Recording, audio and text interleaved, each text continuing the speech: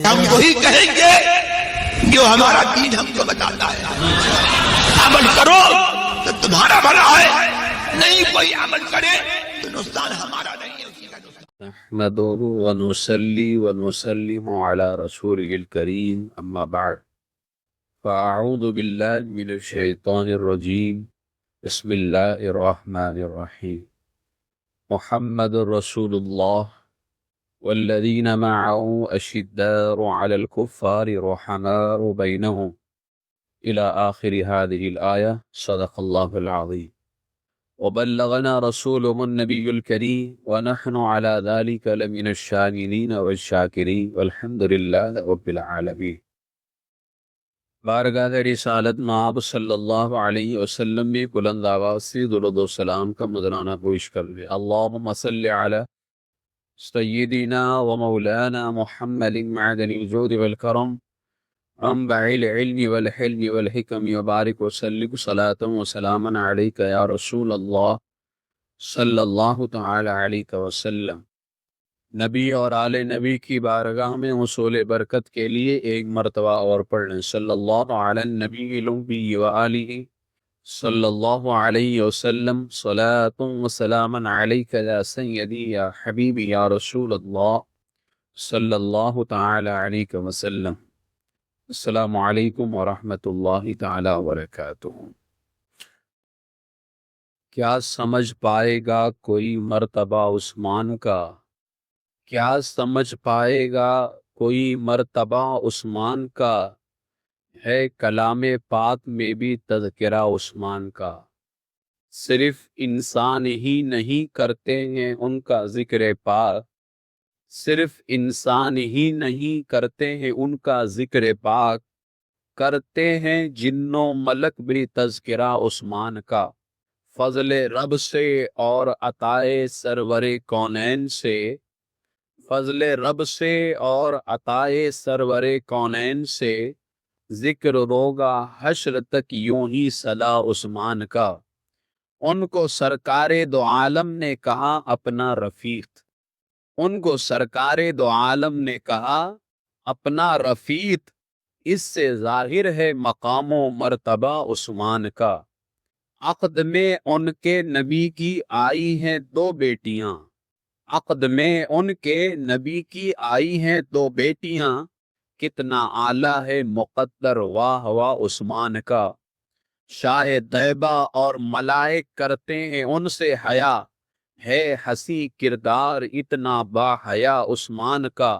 یہ حدیبیہ کے موقع پر کہا سرکار نے، ایک میرا ہاتھ ہے اور دوسرا عثمان کا۔ دولتیں اپنی لٹائیں دین احمد کے لیے، جذبہ ایثار دیکھو باصفا عثمان کا۔ تذکرہ جب بھی سخاوت کا ہوا ہے زمانے میں، نام آیا ہے لبوں پر برملا عثمان کا۔ رافضی اور خارجی دونوں کے دل جلنے لگے، محفلوں میں جب کبھی نعرہ لگا عثمان کا۔ یہ عقیدہ ہے مسلم بعد صدیق و عمر، یہ عقیدہ ہے مسلم بعد صدیق و عمر، مرتبہ فیضان سب سے ہے بڑا عثمان کا۔ امام اہل سنت سیدی سرکار اعلی حضرت علیہ رحمت و رضوان نے بھی سیدنا عثمان غنی رضی اللہ تعالیٰ عنہ کی بارگاہ میں خراج عقیدت پیش کی ہے اور 3 اشعار پیش کیے۔ امام سیدنا عثمان غنی رضی اللہ عنہ کی بارگاہ میں سلام پیش کرتے ہوئے، زاہد مسجد احمدی پر درود۔ زاہد یعنی پرہیزگار، اور مسجد احمدی سے مراد ہے سرکار کی مسجد، یعنی وہ حضرت عثمان غنی رضی اللہ تعالیٰ عنہ جو سرکار کی مسجد کے پرہیزگار۔ زاہد مسجد احمدی پر درود، دولت جیش عسرت پہ لاکھوں سلام۔ پھر فرماتے ہیں در منصور قرآن کی سلکے پہ ہی، زوج دو نور عفت پہ لاکھوں سلام۔ یعنی عثمان صاحب قمیص ہدا، اللہ پوش شہادت پہ لاکھوں سلام۔ ان 3 اشعار کے اندر حضرت امام اہل سنت اعلی حضرت علیہ رحمہ نے سیدنا عثمان غنی رضی اللہ تعالیٰ عنہ کی 6 خوبیوں کو بیان فرمایا۔ پہلا شعر دیکھیے، زاہد مسجد احمدی پر درود۔ زاہد کسے کہتے ہیں؟ پرہیزگار کو۔ اور مسجد احمدی سرکار صلی اللہ علیہ وسلم کی مسجد، یعنی وہ عثمان غنی رضی اللہ تعالیٰ عنہ سرکار کی مسجد کے پرہیزگار ہیں۔ ہمیشہ سرکار کی مسجد میں ان کا دل لگا رہتا تھا، مسجد نبوی شریف۔ تو ایک خوبی سیدنا عثمان غنی رضی اللہ تعالیٰ عنہ کی یہ ہوئی کہ آپ کا دل ہمیشہ مسجد نبوی میں، اور کیوں نہ لگا رہے، مسجد نبوی کی زمین خرید کر کے دینے والے بھی تو وہی۔ زاہد مسجد احمدی پر درود۔ پھر دوسرے مصرے میں اعلیٰ حضرت نے دوسری خود بیان کی، دولت جیش عسرت۔ عسرت کہتے ہیں تنگی کو، اور جیش کہتے ہیں لشکر۔ تنگی کے لشکر پر دولت لٹانے والے۔ ایک جنگ ہے، جنگ تبوک۔ جنگ تبوک کے موقع پر بہت زیادہ کمی تھی مسلمانوں کے پاس، تو حضور علیہ الصلوۃ والسلام نے اعلان کروایا کہ کون مدد کرے۔ یہ وہی جنگ تبوک ہے جس میں صدیق اکبر رضی اللہ تعالیٰ عنہ نے اپنے گھر کا سارا مال قربان کر دیا، اور یہ وہی جنگ تبوک ہے جس میں حضرت سیدنا فاروق اعظم رضی اللہ تعالیٰ عنہ نے سوچا کہ آج میں اپنے گھر کا آدھا مال دے کر کے ابو بکر سے آگے بڑھ جاؤں، لیکن جیسے ہی عمر آدھا مال لے کر کے آیا، حضور کی بارگاہ میں رکھا، کیا دیکھتے ہیں، کیونکہ آج حضرت عمر کے گھر میں مال بہت زیادہ تھا، تو سوچا آج آدھا مال دے دیا ہے، ابو بکر سے آگے بڑھ جاؤں گا۔ ابھی تھوڑی ہی دیر گزرے تھے کہ سیدنا ابو بکر صدیق رضی اللہ تعالیٰ عنہ جو ہے گھر کا سارا مال جمع کر کے لے کر کے آئے، حضور کی بارگاہ میں رکھ دیا۔ سرکار نے پوچھا کہ تم نے اپنے گھر والوں کے لیے کیا چھوڑا ہے؟ فرماتے ہیں ابقیت لهم اللہ ورسولہ، اے اللہ کے رسول گھر والوں کے لیے آپ کو اور اللہ کو چھوڑ کر کے۔ تو حضرت عمر فاروق کہتے ہیں واللہ ابو بکر سے آگے کوئی نہیں بڑھ سکتا ہے، ابو بکر سے آگے کوئی بڑھ ہی نہیں سکتا ہے۔ یہ اسی جنگ کے اندر اتنی کمی تھی مسلمانوں کے پاس، تو پھر سرکار نے اعلان کروایا اور ہے کوئی مدد کرے گا؟ حضرت عثمان غنی رضی اللہ تعالیٰ عنہ کھڑے ہوئے، کہا یا رسول اللہ 100 اونٹ ماں ساز و سامان کے، یعنی اونٹ کو کھلانے کا چارہ، اس پر بیٹھنے کا سامان، اور جس صحابی کو وہ اونٹ دیں گے اس کے کھانے پینے کا سارا سامان، 100 اونٹ ماں ساز و سامان میں اسلام کی راہ میں دیتا ہوں۔ اور کمی تھی، سرکار نے دوبارہ اعلان کروایا، ابھی 100 اونٹ دے کر کے بیٹھے ہی تھے، دل بھرا نہیں، دوبارہ پھر کھڑے ہو گئے، کہا یا رسول اللہ 200 اونٹ ماں ساز و سامان پیش کرتا ہوں۔ سرکار کے منادی نے تیسری مرتبہ پھر اعلان کیا، پھر کھڑے ہو گئے، کہا یا رسول اللہ 300 اونٹ ماں ساز و سامان کے پیش کرتا ہوں۔ مفتی احمد یار خان نعیمی رحمت اللہ تعالی علیہ فرماتے ہیں تینوں ملا کر کے 300 نہیں ہوئے، یہ ٹوٹل 600 ہو گئے، پہلے 100 پھر 200 پھر یہ 300، 600 اونٹ ماں ساز و سامان کے پیش کر دیا۔ اب گئے لینے کے لیے 600 اونٹ، تو اپنے خادم سے کہا کہ 600 اونٹ نکالو۔ 600 اونٹ لے کر کے سرکار کی بارگاہ میں جا رہے ہیں۔ اب جا رہے ہیں سرکار کی بارگاہ میں، کس بارگاہ میں؟ مالک کے کونین ہیں گو پاس کچھ رکھتے نہیں، تو جہاں کی نعمتیں ہیں ان کے خالی ہاتھ نے۔ دل میں خیال آتا ہے کہ اللہ نے اتنا دیا ہے اور اللہ کے محدور کی بارگاہ میں اتنا کم لے کر کے جائیں۔ اپنے خادم سے کہا کہ اور ہیں جانور اونٹ؟ کہا ہاں 350 اونٹ اور ہیں۔ کہا وہ بھی لے کر کے آیا۔ 950 اونٹ حضرت عثمان غنی رضی اللہ عنہ نے لے لیا، دل اب بھی نہیں بھرا۔ کہا اور کوئی جانور ہے؟ کہا حضور 50 گھوڑے ہیں، اونٹ تو بچے نہیں، 50 گھوڑے ہیں، آپ نے کہا اسے بھی لے کر کے آؤ۔ 950 اونٹ اور 50 گھوڑے، اور روایتوں میں آیا 1000 سے زیادہ اشرفیاں لے کر کے سرکار کی بارگاہ کے اندر پہنچے۔ سیدنا عثمان غنی رضی اللہ تعالیٰ حضور اتنے خوش ہوئے کہ عثمان غنی رضی اللہ تعالیٰ اپنا مال زمین پہ رکھنا چاہتے تھے۔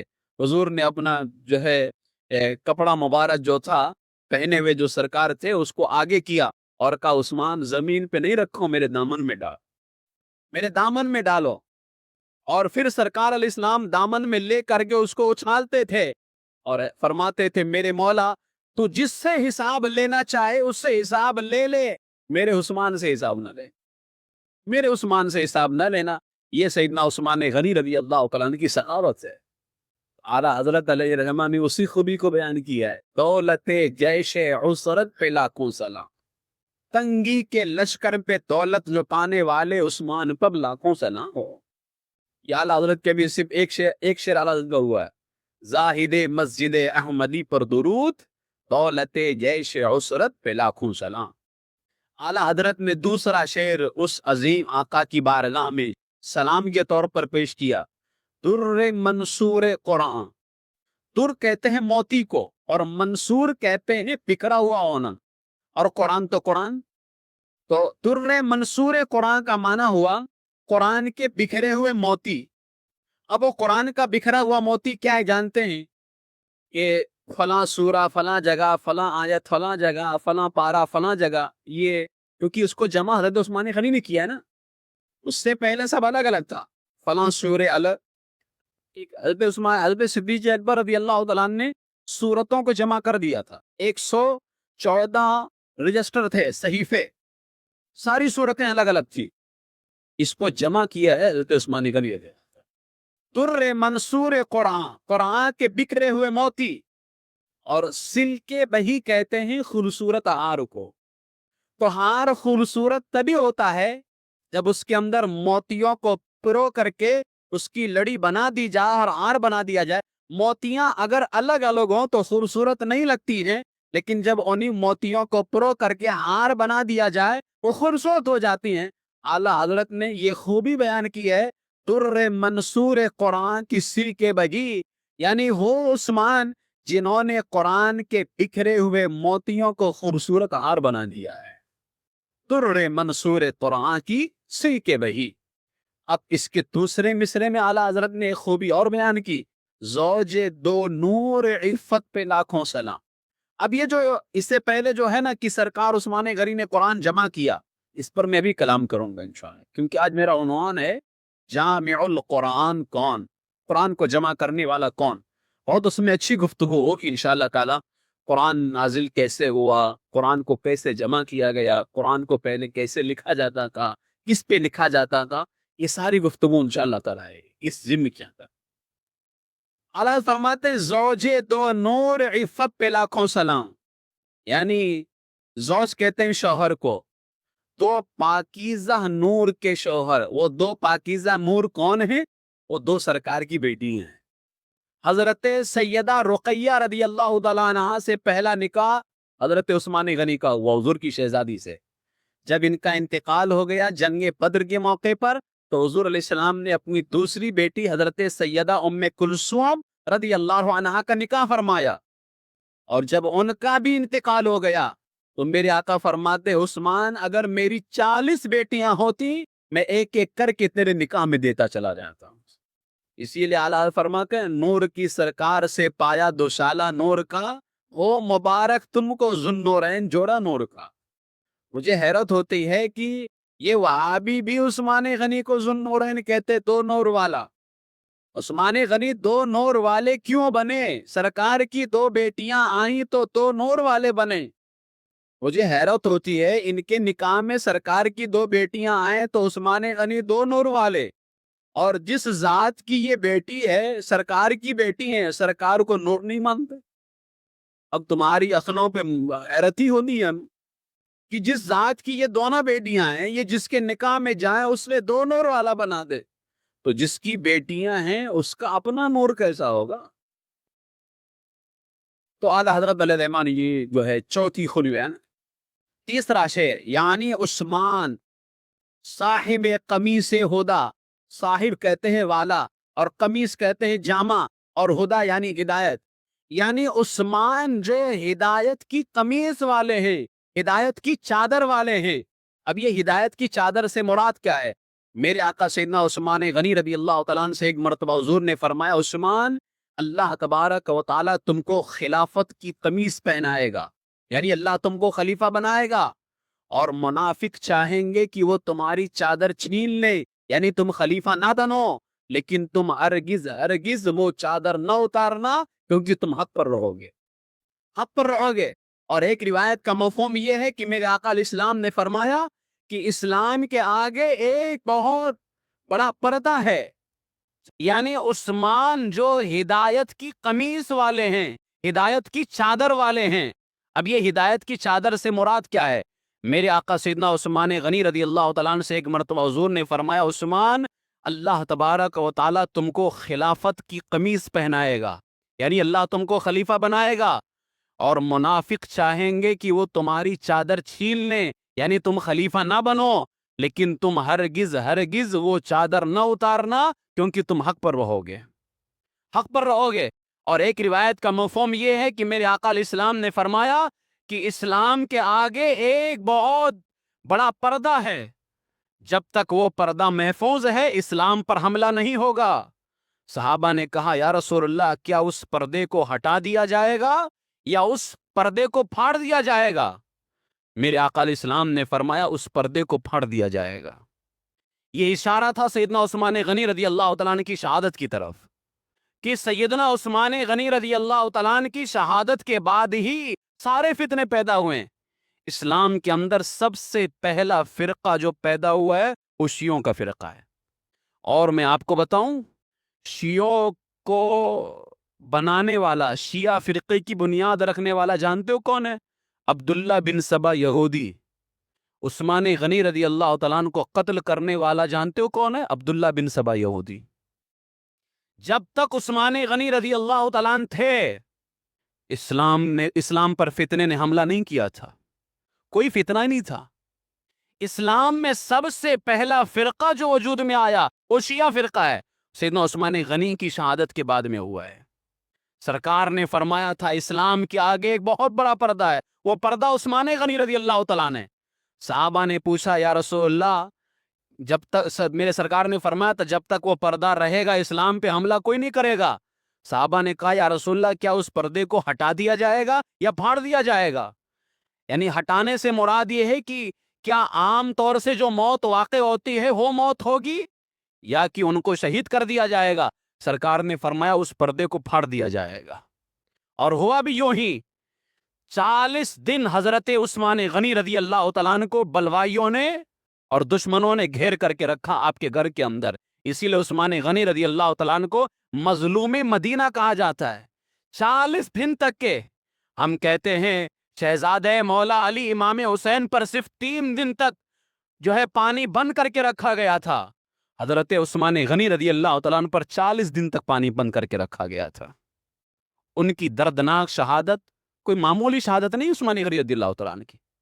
اندازہ لگائیں، امیر المومنین ہیں، اگر حکم دے دیتے، دشمنوں کی مجال نہیں تھی کہ عثمان کا مقابلہ کر سکتے ہو۔ اگر حضرت عثمان غنی حکم دے دیتے، ان سارے خبیثوں کے لیے صرف مولا علی اکیلے کافی ہو جاتے تھے۔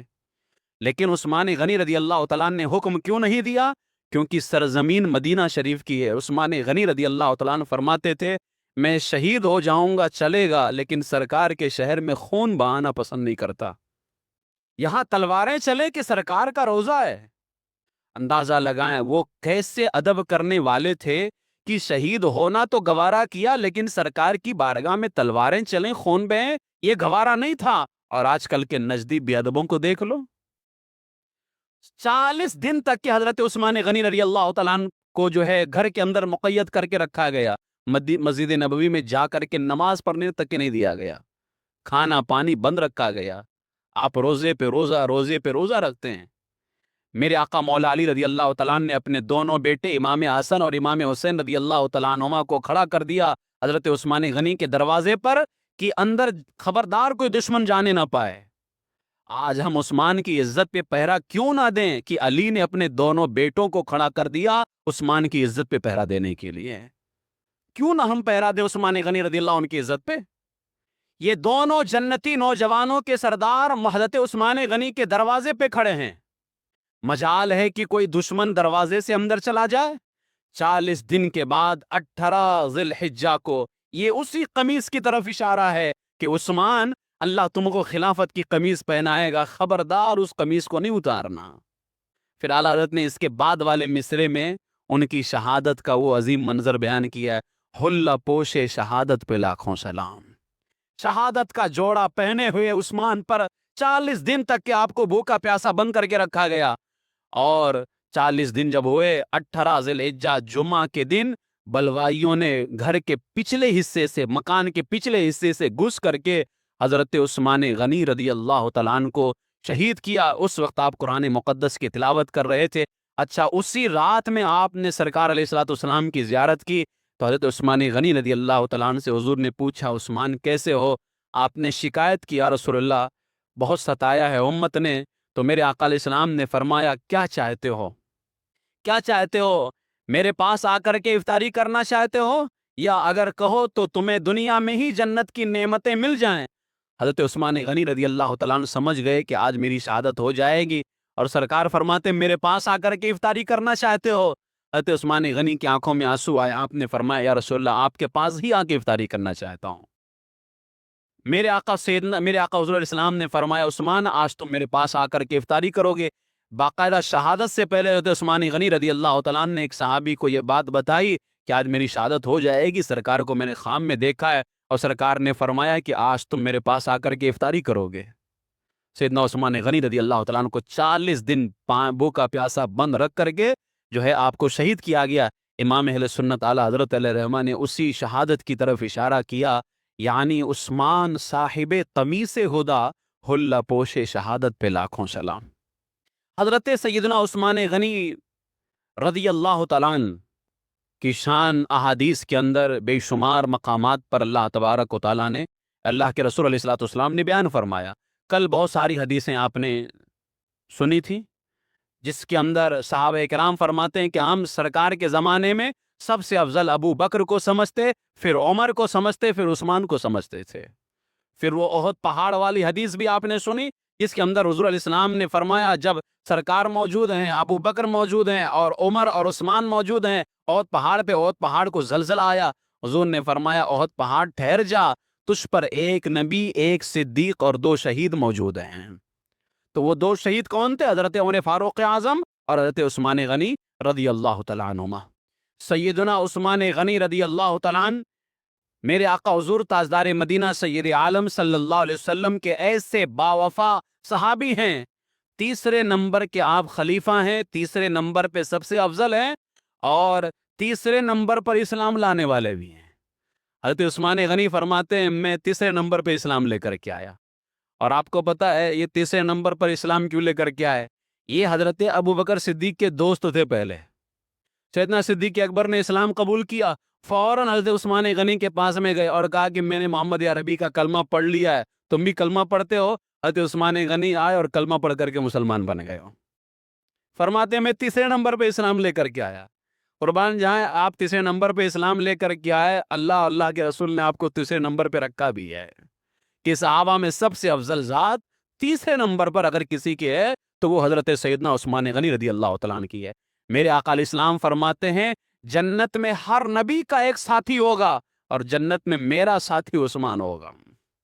لِكُلِّ نَبِيٍّ رَفِيقٌ وَرَفِيقِ عثمان، ہر نبی کا ایک ساتھی ہوتا ہے اور میرا ساتھی عثمان ہے۔ یہ میرے آقا علیہ الصلوۃ والسلام نے ان کی شان بیان کی۔ حضور تاجدار مدینہ صلی اللہ تعالیٰ علیہ وسلم ایک موقع پر بیٹھے ہوئے ہیں، اور اس کے بعد میں حضرت ابوبکر صدیق ہے، حضور تشریف فرما رہے، اور آپ کی تہبند شریف تھوڑی اوپر تھی، یعنی جو ہے پاؤں مبارک پر۔ حضرت عمر فاروق اعظم ہے، حضور تشریف فرما رہے، لیکن جب دستک ہوئی پوچھا کون، تو فرمایا گیا عثمان۔ میرے آقا علیہ الصلوۃ والسلام نے فرمایا رکو، سرکار اٹھ کر کے بیٹھے اور تہبند شریف کو نیشا کیا، اس کے بعد میں فرمایا عثمان کو آنے دو۔ حضرت ابو بکر آئے، حضور بیٹھے رہے، حضرت عمر آئے، حضور بیٹھے رہے۔ جب حضرت عثمان آئے تو حضور علیہ السلام اٹھے اور اس کے بعد میں تہبند شریف کو نیچے کیا، فرمایا اب عثمان کو آنے دو۔ جب چلے گئے تو امی جان نے پوچھا یا رسول اللہ کیا بات ہے؟ میرے ابو آئے، ابو بکر آپ یوں ہی تشریف فرما رہے، عمر آئے آپ یوں ہی تشریف فرما رہے، لیکن جب عثمان آئے تو آپ نے اہتمام کیا کہ آپ اٹھ کر کے بیٹھے، تہبند شریف کو نیچے کیا، پھر اجازت دی۔ میرے آقا علیہ السلام فرماتے عائشہ میں اس شخص سے حیا کیوں نہ کروں جس سے آسمان کے فرشتے بھی حیا کرتے ہیں۔ یعنی میرے عثمان سے تو آسمان کے فرشتے بھی آیا کرتے ہیں۔ یہ سیدنا عثمان غنی رضی اللہ تعالیٰ عنہ کی ذات ہے۔ اللہ تبارک و تعالیٰ نے آپ کو بہت بڑا مقام عطا فرمایا۔ بیر روما آپ نے خرید کر کے سرکار کی بارگاہ کے اندر وقف کر دیا۔ 35 دینار سونے کا سکہ بیر روما خرید کر کے آپ نے وقف کیا۔ اس طرح سے کئی موقع پر حضرت سیدنا عثمان غنی رضی اللہ تعالیٰ عنہ نے باقاعدہ سرکار کی بارگاہ کے اندر خرید کر کے وقف کیا۔ ایک مرتبہ مدینہ شریف کے اندر قحط پڑ گئی، لوگ اناج کے لیے ترس گئے۔ حضرت عثمان غنی رضی اللہ تعالیٰ عنہ کی جو تجارت تھی، وہ ملک شام لوگ گئے تھے ان کی تجارت کو لے کر کے۔ لوگوں کو امید تھی کہ عثمان کا مال آئے گا تو عثمان جو ہے بہت زیادہ داموں کے اندر دیں گے۔ جب حضرت عثمان غنی رضی اللہ تعالیٰ عنہ کا مال آیا اور مدینے والے خریدنے آئے تو کہا کہ کتنا بڑھا کر کے دو گے؟ تو حضرت عثمان غنی رضی اللہ تعالیٰ عنہ نے فرمایا میں تو بڑھا کر کے دوں گا۔ تو کہا ایک کے بدلے دو لے لو، یعنی جو سامان ایک کا آتا ہے آپ 2 لے لو۔ کہا نہیں اور بڑھا کر کے۔ کہا 3 لے لو۔ کہا اور بڑھا کر کے۔ کہا 4 لے لو۔ کہا نہیں اور بڑھاؤ۔ تو لوگوں نے کہا کہ ہم اس سے آگے نہیں بڑھا سکتے۔ حضرت عثمان غنی نے فرمایا ایک خریدنے والا ہے جو مجھے اس سے زیادہ دے رہا ہے، ایک کے بدلے 10 دے رہا ہے۔ تو مدینے والوں نے کہا آخر ایسا کون ہے جو آپ کو ایک کے بدلے 10 دے رہا ہے؟ آپ نے فرمایا وہ اللہ ہے جو مجھے ایک کے بدلے 10 عطا فرما رہا ہے۔ قرآن پاک کے اندر اللہ نے فرمایا من جاء بالحسنہ فلہ عشر امثالہا، جو ایک نیکی دے گا اللہ تبارک و تعالیٰ اس کو 10 عطا فرمائے گا۔ حضرت عثمان غنی رضی اللہ تعالیٰ عنہ نے اپنا وہ سارا مال لیا، سرکار کے قدموں میں ڈال دیا۔ یا رسول اللہ صلی اللہ علیہ وسلم، یہ سارا مال میں نے مدینے کے لوگوں پر وقف کر دیا ہے، میں نے اللہ سے سودا کیا ہے۔ حضرت سیدنا عثمان غنی رضی اللہ تعالیٰ عنہ اس قدر سخاوت فرمایا کرتے تھے۔ اس سخاوت کے اندر حضرت عثمان غنی رضی اللہ تعالیٰ عنہ کا بہت اعلیٰ کردار ہے، بہت اعلیٰ کردار ہے۔ لیکن آپ کو بتاؤں، یہ ذات وہ ذات ہے کہ ایک مرتبہ ایک صحابی کو حضور علیہ الصلوۃ والسلام نے، ان کو ضرورت تھی، تو میرے آقا علیہ السلام نے فرمایا جاؤ عثمان کے پاس۔ وہ گئے حضرت عثمان غنی سے مانگنے کے لیے۔ وہ اپنی بچی کے جہیز کے سلسلے میں آئے تھے، کچھ سامان جمع کرنے کے سلسلے میں، بچی کا نکاح تھا۔ وہ آئے تو دروازے کے باہر کیا سنتے ہیں؟ حضرت عثمان غنی کے خادم نے کھانے کے اندر نمک زیادہ کر دیا تھا، اس نمک پر اسے ڈانٹ رہے تھے کہ تم نے نمک زیادہ کر دی، اور جو چراغ جلاتے تھے اس میں اس نے تھوڑا سا تیل زیادہ ڈال دیا تھا۔ آپ اس بات پہ ڈانٹ رہے تھے کہ اتنا تیل تو نے نقصان کر دیا۔ وہ شخص جو آئے ہوئے تھے واپس پلٹ گئے۔ سرکار نے فرمایا کہا نہیں حضور، وہ تو تھوڑے سے نمک کے لیے اور تھوڑے سے تیل کے لیے ڈانٹ رہے تھے، مجھے کیا دیں گے؟ سیدنا عثمان غنی رضی اللہ تعالیٰ عنہ سے پوچھا گیا تو آپ نے فرمایا میرا مال میرے لیے نہیں ہے، اللہ اس کے رسول کے لیے ہے۔ میں اپنے لیے ڈانٹ رہا تھا، لیکن جب مجھ سے اللہ اس کے رسول کے لیے سوال ہوتا ہے تو میں اللہ اس کے رسول کے راہ کے اندر اپنا مال قربان کر دیتا ہوں۔ حضرت سیدنا عثمان غنی رضی اللہ تعالیٰ عنہ قبرستان تشریف لے کر کے جاتے تھے تو قبر پہ بیٹھ کر کے آپ کافی دیر تک روتے رہتے تھے اور فرماتے تھے یہ آخرت کی منزل میں سے پہلی منزل ہے، اگر یہاں عثمان کامیاب ہو گیا تو آگے بھی کامیاب ہو جائے گا۔ اتنی عظیم ذات میرے آقا حضور تاجدار مدینہ سید عالم صلی اللہ علیہ وسلم فرماتے ہیں میں نے اپنے رب سے دعا کی کہ اے اللہ میرا عثمان بہت حیا کرتا ہے، تیری بارگاہ میں حساب نہیں دے سکتا۔ میرے آقا فرماتے اللہ نے میری دعا قبول کر لی کہ اللہ عثمان کو بغیر حساب کے جنت میں داخل کرے گا۔ لیکن اس کے باوجود خوف کا عالم کیا ہے؟ ایک مرتبہ اپنے خادم سے کہتے ہیں کہ مجھے مارو، میری پیٹھ پہ مارو، تو خادم نے کہا حضور میں آپ کو ماروں؟ تو آپ نے فرمایا ہاں، ایک مرتبہ یوں ہی میں نے تم سے جو ہے تفریحاً، کوئی یوں ہی نہیں کہ میں نے تم کو مارا ہو، بس یوں ہی مذاق کے اندر میں نے تمہاری پیٹھ پہ اپنا ہاتھ زور سے رکھ دیا تھا، کہیں اللہ کی بارگاہ میں مجھ سے اس کا حساب نہ ہو جائے، اس لیے مجھے مارو۔ یہ سیدنا عثمان غنی رضی اللہ تعالیٰ عنہ کی وہ ذات ہے۔ میرے عزیزو، اللہ تبارک و تعالیٰ نے آپ کو بہت بڑا مقام اور بہت ہی زیادہ رتبے سے اللہ تبارک و تعالیٰ نے آپ کو جو ہے نوازا تھا۔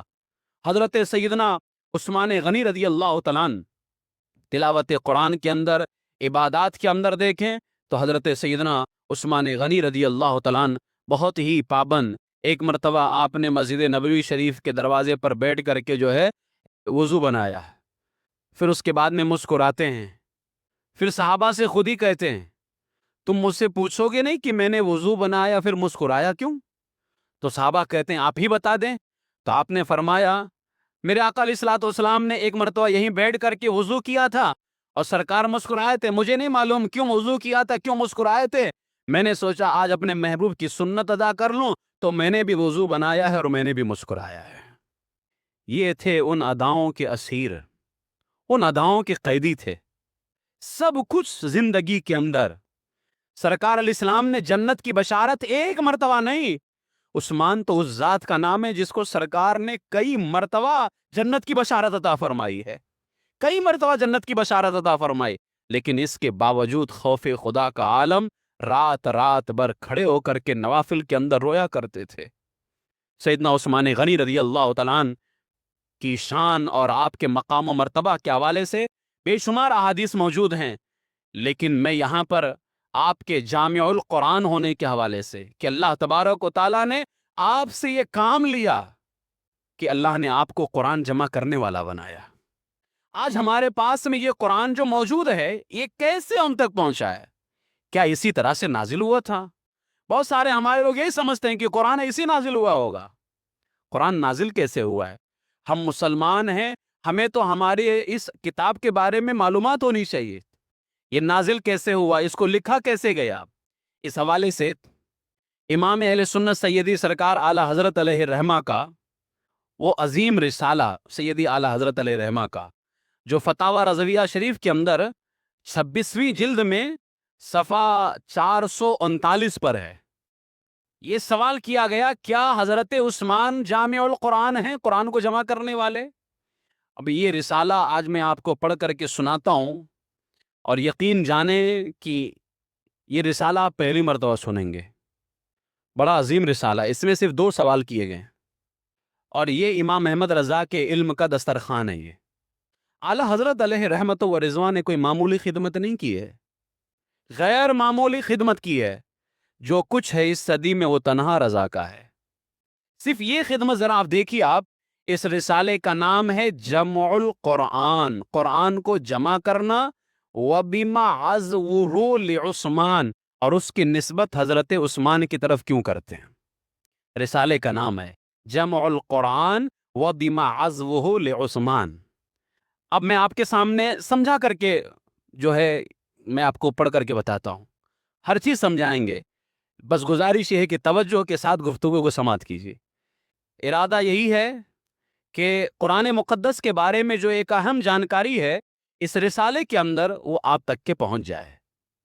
سوال کیا گیا کیا فرماتے ہیں علماء دین اس مسئلے میں کہ قرآن شریف حضرت عثمان غنی نے جمع کیا تھا یا ان سے پہلے بھی کسی نے جمع کیا؟ اور یہ جو سنا جاتا ہے کہ حضرت ابو بکر صدیق نے جمع کیا اور ان کا جمع کیا ہوا دفن کر دیا گیا تھا، یہ سچ ہے یا غلط؟ یہ سوال ہے۔ اب جواب امام اہل سنت اعلیٰ حضرت علیہ رحمہ کا سن۔ اعلیٰ حضرت فرماتے ہیں قرآن عظیم کی جمع و ترتیب آیات، یعنی قرآن عظیم کو جمع کرنا اور آیات کی ترتیب، یعنی کون سی آیت کس آیت کے بعد، کون سی آیت کس آیت کے بعد، یہ آیت کی ترتیب، تکمیل، مکمل، تفصیل سور، تفصیل سور، سور کہتے ہیں سورتوں کو، سورتوں کی تفصیل، یہ سورہ فاتحہ ہے، یہ سورہ بقرہ ہے، یہ سورہ آل عمران ہے، یہ سورہ نساء ہے، یہ ساری تفصیلیں، یہ سب کچھ زمانہ اقدس حضور پرنور سید المرسلین صلی اللہ تعالی علیہ وسلم میں اللہ کے حکم سے حسب بیان جبریل امین علیہ السلام و ارشاد و تعلیم حضور سید المرسلین صلی اللہ علیہ وسلم واقع ہوئی تھی۔ یعنی جیسے جیسے جبریل لاتے تھے سرکار بتا دیتے تھے قرآن کی یہ آیت اس آیت کے بعد رہے گی، اس آیت کو فلاں سورے کے اندر رکھو، اس آیت کو فلاں سورے کے اندر رکھو، یہ سب سرکار بتا دیتے تھے۔ تو اس طرح سے تو سرکار نے جمع کر دیا، اس طرح سے سرکار صلی اللہ علیہ وسلم نے جمع کیا۔ اب ذرا آپ دیکھیں، فرماتے مگر قرآن عظیم صحابہ کرام رضی اللہ تعالی عنہم کے سینوں میں، اب یہ جو جمع ہو رہا تھا کہاں جمع ہو رہا تھا؟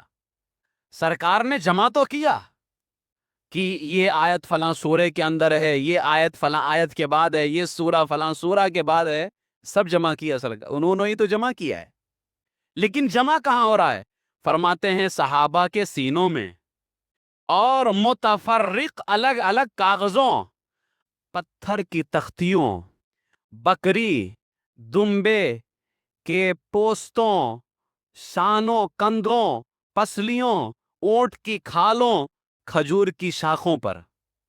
یہ قرآن ایسے تھا، سرکار لکھا دیا کرتے تھے، سب الگ الگ لکھا ہوا تھا، بس سرکار علیہ الصلوۃ والسلام اتنا فرماتے تھے فلاں آیت کو فلاں آیت کے بعد میں لکھو، اور فلاں آیت کو فلاں سورے کے اندر لکھو، فلاں سورے کو پہلے رکھو، فلاں سورے کو بعد میں رکھو، اس طرح سے لکھا جا رہا تھا۔ ذرا اندازہ لگائیے نا کہ یہ قرآن مقدس جس کو آج ہم چومتے ہیں، سینے سے لگاتے ہیں، یہ ہم تک ایسے نہیں پہنچا ہے، بڑی حفاظت کی گئی ہے اس کی۔ صحابہ کرام رضی اللہ تعالی عنہم کے سینوں میں پتھر کی تختیوں، بکری دمبے کی پوستوں، شانوں، اونٹ کی کھالوں، کھجور کی شاخوں اور پسلیوں نے تھا۔ ایک جگہ سارا قرآن عظیم جمع نہیں تھا، قرآن تھا جمع، سب ایک جگہ جمع نہیں تھا، یعنی اس طور پہ جمع تھا کہ کون سی آیت کس آیت کے بعد ہے، کون سی سورہ کی سورہ کے بعد میں ہے، کون سی آیت کی سورہ کے اندر، اس طور پہ جمع تھا۔ جیسے آج ہم پڑھتے ہیں نا ایک لائن سے، ایسے جمع تو قرآن سرکاری کے زمانے میں۔ یہاں پر کچھ لوگوں نے اعتراض کیا کہ سرکار نے کیوں نہیں جمع کیا ایک جگہ، تو آپ کو میں بتاؤں سب سے آخری آیت قرآن کی کون سی ہے؟ تیسرے پارے کے اندر ایک آیت ہے، وَاتَّقُوا يَوْمًا تُرْجَعُونَ فِيهِ إِلَى اللَّهِ، اور ڈرو اس دن سے جس دن اللہ کی طرف پلٹائے جاؤ گے۔ ثُمَّ تُوَفَّى كُلُّ نَفْسٍ مَا كَسَبَتْ وَهُمْ لَا يُظْلَمُونَ، ہر جان کو موت کا مزہ چکھنا ہے، یعنی ثُمَّ تُوَفَّى كُلُّ نَفْسٍ مَا كَسَبَتْ وَهُمْ لَا يُظْلَمُونَ، اس پر ظلم نہیں کیا جائے گا لیکن وہ اپنے حساب کا بدلہ پائیں گے۔ یہ آیت جانتے ہیں کب نازل ہوئی ہے؟ سرکار علیہ الصلوۃ والسلام کو انتقال کرنے میں 7 دن یا 7 راتیں باقی تھی، تب یہ آخری آیت نازل ہوئی ہے۔ اب 7 دنوں میں قرآن جمع کیا جا سکتا تھا، اگر اس سے پہلے قرآن کو جمع کیا جاتا تو قرآن مکمل نہیں ہو پاتا۔ اس لیے سب سے پہلی قرآن کی آیت نازل ہوئی ہے، اقرأ بسم ربک الذی خلق، خلق الانسان من علق، اقرأ وربک الاکرم الذی علم بالقلم، علم الانسان ما لم یعلم۔ یہ 5 آیتیں سورہ اقرأ کی، یہ آیت سب سے پہلے نازل ہوئی ہیں، اور سب سے آخر میں قرآن کی آیت نازل ہوئی سرکار کے انتقال سے 7 دن پہلے، وَاتَّقُوا يَوْمًا تُرْجَعُونَ فِيهِ إِلَى اللَّهِ ثُمَّ تُوَفَّى كُلُّ نَفْسٍ مَا كَسَبَتْ وَهُمْ لَا يُظْلَمُونَ۔ اس لیے سرکار کے زمانے میں ایک جگہ قرآن جمع نہیں ہو سکا، لیکن جمع تھا، یہاں لکھا ہوا وہاں لکھا ہوا، یعنی جیسے قرآن کو ہونا چاہیے نا، ترتیب سے سرکار نے جمع کر دیا۔ صحابہ کرام کو یہ نہیں کرنا تھا کہ یہ آیت اس آیت کے بعد ہے، یہ صحابہ کرام کا کام نہیں تھا، یہ سرکار نے سب کر دیا تھا۔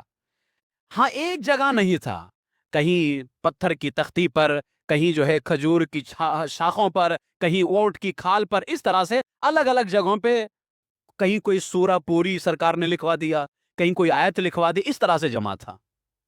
سرکار علیہ الصلوۃ والسلام تشریف لے کر کے گئے، زمانہ کس کا آیا؟ حضرت صدیق اکبر رضی اللہ تعالیٰ عنہ کا۔ صدیق اکبر کے زمانے میں فرماتے ہیں جب جنگ یمامہ میں ایک جنگ ہوئی، جنگ یمامہ، یہ مسیلمہ کذاب جس نے نبی ہونے کا دعویٰ کیا، حضرت صدیق اکبر رضی اللہ تعالیٰ عنہ نے اس کے خلاف 24,000 صحابہ کرام رضی اللہ تعالیٰ عنہم کا لشکر بھیجا، جس میں 1200 صحابہ شہید ہو گئے۔ 1200 صحابہ میں سے 700 صحابہ حافظ قرآن شہید ہو گئے۔ صدیق اکبر نے بتا دیا کہ حافظوں کو شہید کرنا پڑے کرو سرکار کی عزت پہ، لیکن پہرا دو، سرکار آخری نبی ہیں، سرکار کے بعد کوئی نبی نہیں آ سکتا ہے، اور اس مردود نے سرکار کی ختم نبوت پہ حملہ کیا تھا۔ تو جب جنگ یمامہ میں مسیلمہ کذاب مدعی نبوت سے زمانہ صدیق اکبر میں ہوئی، 100 صحابہ کرام یعنی کئی سو صحابہ حفاظ قرآن نے شہادت پائی، تب کیا ہوا؟ امیر المومنین فاروق اعظم رضی اللہ عنہ کے دل الہام منزل میں اللہ نے القاء کیا۔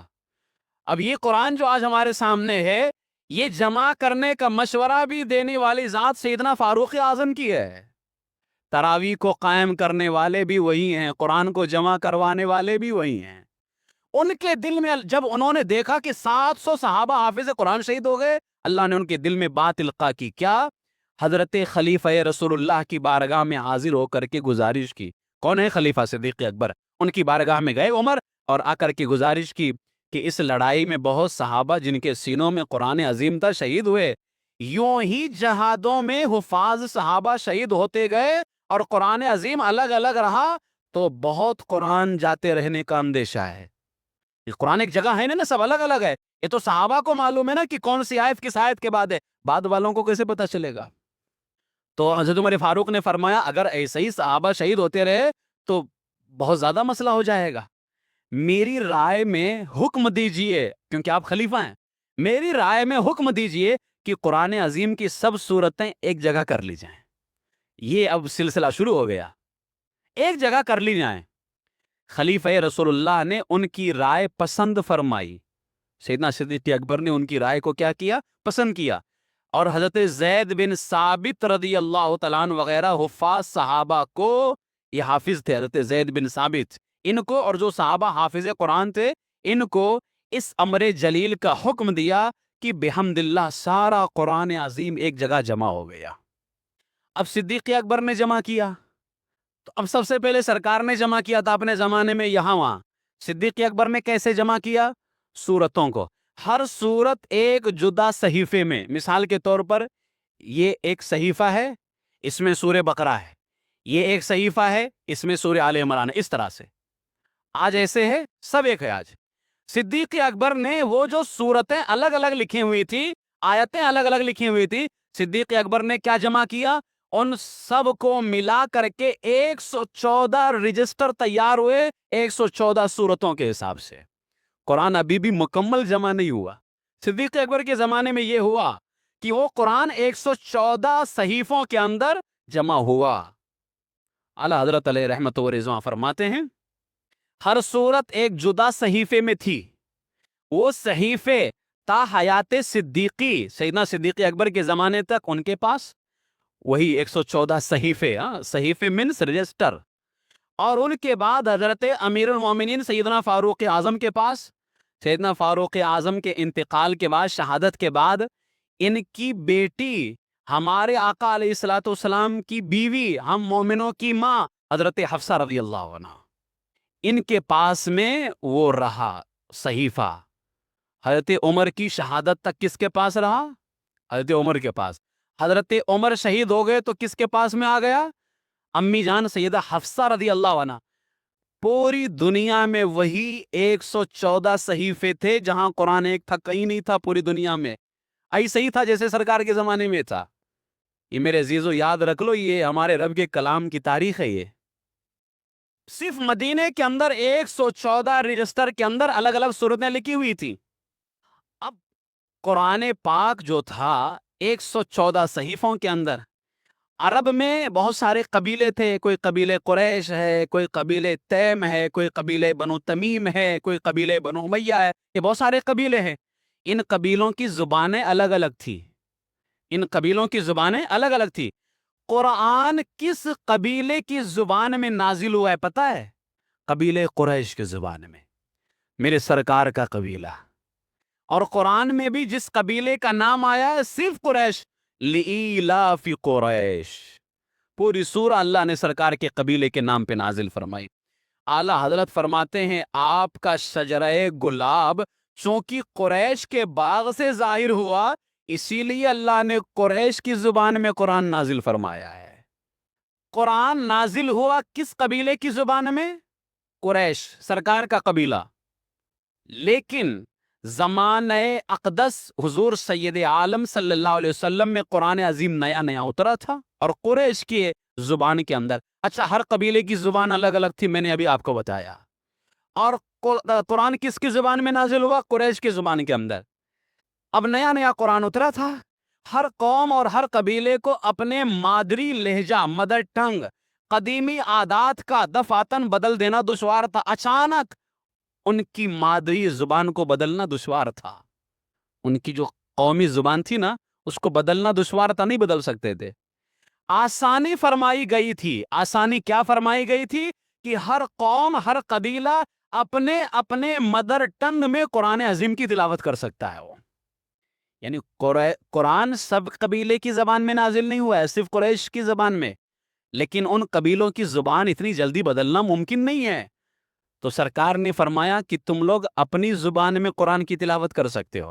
ابھی میں آپ کو 1-2 مثالیں دوں گا. اس زبان کیسی تھی, بہت لطف آئے گا. لیکن اگر آپ کا مزاج وہ ریسرچ کا ہو تو, اور اگر مزاج یو بی آر والا ہو کہ بس چلانا ہے اور سبحان اللہ بولنا ہے, چلے جانا ہے, تو بھی یہ گفتگو تو نہیں کام آنے والی. حقیقت میں یہ یاد رکھ لو میرے عزیزوں کہ قرآن کس قبیلے کی زبان میں نازل ہوا؟ قریش کے. ہر قبیلے کی زبان میں قرآن نازل نہیں, لیکن سرکار نے فرمایا کہ فلاں قبیلہ اپنی زبان میں قرآن کی تلاوت کر سکتا ہے, فلاں اپنی زبان اپنے قبیلے کی زبان میں. سب کے لیے سرکار نے آسانی فرما دی. زمانہ نبوت کے بعد شدہ اقوام مختلفہ سے, وہ الگ الگ جو لوگ تھے ان سے بعض لوگوں کے ذہن میں جم گیا. کیا جم گیا جانتے ہو؟ اب حضور کے زمانے میں تو سب اپنے اپنے قبیلے کی زبان میں قرآن پڑھتے رہے, جبکہ ان کو معلوم تھا کہ ہمارے قبیلے کی زبان میں قرآن نازل نہیں ہوا ہے. صدیق اکبر کا زمانہ آیا, فاروق اعظم کا زمانہ آیا, سب کو معلوم تھا کہ قرآن ہمارے قبیلے کی زبان میں نازل نہیں ہوا ہے. بس سرکار نے آسانی کی ہے کیونکہ ہماری مدر ٹنگ اتنی جلدی بدل نہیں سکتی ہے. لیکن جب حضرت عثمان غنی کا زمانہ آیا تو ان لوگوں کے ذہن میں یہ بات جم گئی کہ جس زبان میں ہم پڑھتے ہیں اسی میں قرآن نازل ہوا ہے. اب یہ فتنہ پیدا ہوتا. اب یہ فتنہ ہوا کہ نہیں ہوا؟ جبکہ قرآن ان کے قبیلے کی زبان میں نازل نہیں ہوا ہے. ان کے ذہن میں یہ بات بیٹھ گئی. یہاں تک کہ زمانہ امیر المومنین عثمان غنی رضی اللہ عنہ میں بعض لوگوں کو اس بات پر آپس میں لڑتے ہوئے دیکھا گیا کہ قرآن اس لہجے میں ہے, وہ کہتا تھا نہیں اس میں ہے. ہر ایک اپنے اپنے لغت میں دعویٰ کرتا تھا کہ قرآن میری لغت میں نازل ہوا ہے, دوسرا کہتا میری لغت میں نازل ہوا ہے, تیسرا کہتا میری لغت میں نازل ہوا ہے.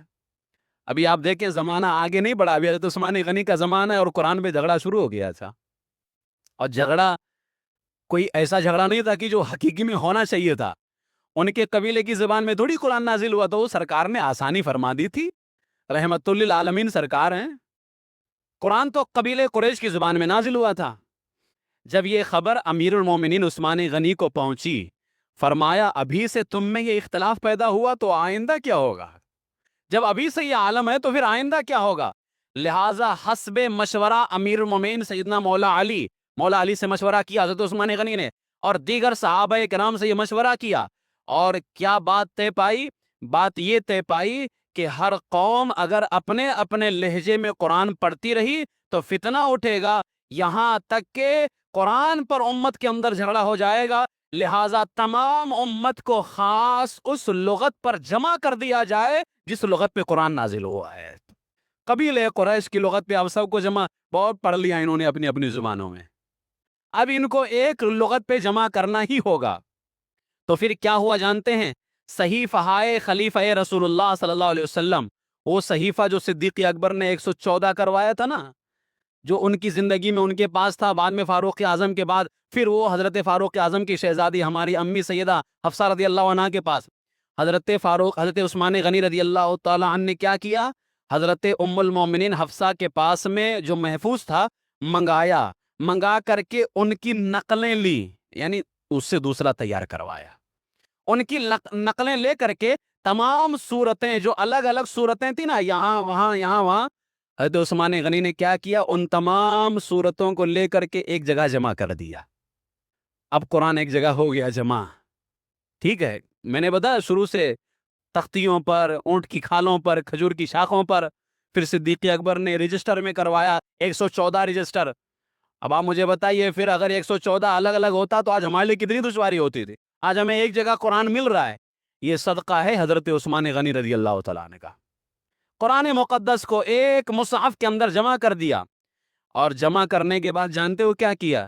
وہ مصاحف تاریخ میں آتا ہے 7 آپ نے نقلیں تیار, 7 کاپی آپ سمجھ جائیں گے, 7 کاپی تیار کروائی ایک جگہ جمع کر کے, بلاد اسلامی ملکوں میں بھیج دیا, اور سب کو پابند کر دیا کہ جس کے پاس میں ان کی لغت والا قرآن ہے اس کو جلا دیں یا دفن کر دیں, اور اب جس لغت پہ قرآن مقدس کی تلاوت ہوگی وہ سرکار کے قبیلے کی لغت پر ہوگی. یہ حضرت عثمان غنی رضی اللہ تعالیٰ عنہ نے جو ہے نا یہ بھیجا. اب اس میں اعلیٰ حضرت علیہ رحمٰ نے اور بھی گفتگو کی ہے, اور ایک روایت میں یہ بھی ہے کہ وہ جو امی جان کے پاس میں تھا 114 والا، وہ کیا ہو گیا؟ حضرت عثمان غنی نے تو لغت کو بند کر دیا، لیکن وہ جو صدیق اکبر نے جمع کیا تھا 114، سوال یہ بھی تھا نا کہ جو صدیق اکبر نے جمع کیا تھا اس کو قبول کیوں نہیں کیا؟ تو کچھ لوگ کہتے ہیں کہ اس کو جلوا دیا تھا، یہ جھوٹ ہے۔ اس کو کیوں جلوائیں گے؟ وہ تو قرآن تھا نا۔ یہ الگ بات ہے کہ 114 جگہوں پہ تھا، لیکن تھا تو قرآن۔ اس کو حضرت عثمان غنی نے نہیں جلوایا، بلکہ فرماتے ہیں کہ وہ حضرت عثمان غنی کی خلافت میں ان کے پاس تھا، پھر حضرت عثمان غنی کے بعد مولا علی کے پاس میں تھا، پھر مولا علی کے بعد امام حسن کے پاس میں تھا، امام حسن نے جب امیر معاویہ کو خلیفہ بنایا ان کے پاس میں تھا، حضرت امیر معاویہ رضی اللہ تعالیٰ عنہ کے انتقال کے بعد مروان مردود نے اس کو لے کر کے پھاڑ دیا تھا۔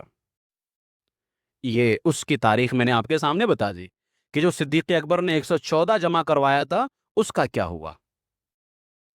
اب یہاں پر اعلیٰ حضرت اتنی بات کرنے کے بعد فرماتے ہیں حاصل یہ نکلا اصل جمع قرآن تو بحکم رب العزت، یعنی اللہ کے حکم سے حضور پر نور ہو لیا تھا، سرکار کے زمانے میں ہو لیا تھا، جیسا قرآن کو جمع ہونا تھا۔ قرآن کا اصل جمع کرنا کیا ہے؟ کون سی آیت کس آیت کے بعد ہے، کون سی سورہ کی سورہ کے بعد ہے، کون سی آیت کی سورہ کے اندر، یہ قرآن کا جمع کرنا ہوا۔ یہ تو سرکار کے زمانے میں ہو گیا تھا، سب سورتوں کا یکجا کرنا باقی تھا، سورتوں کو جمع کرنا باقی تھا۔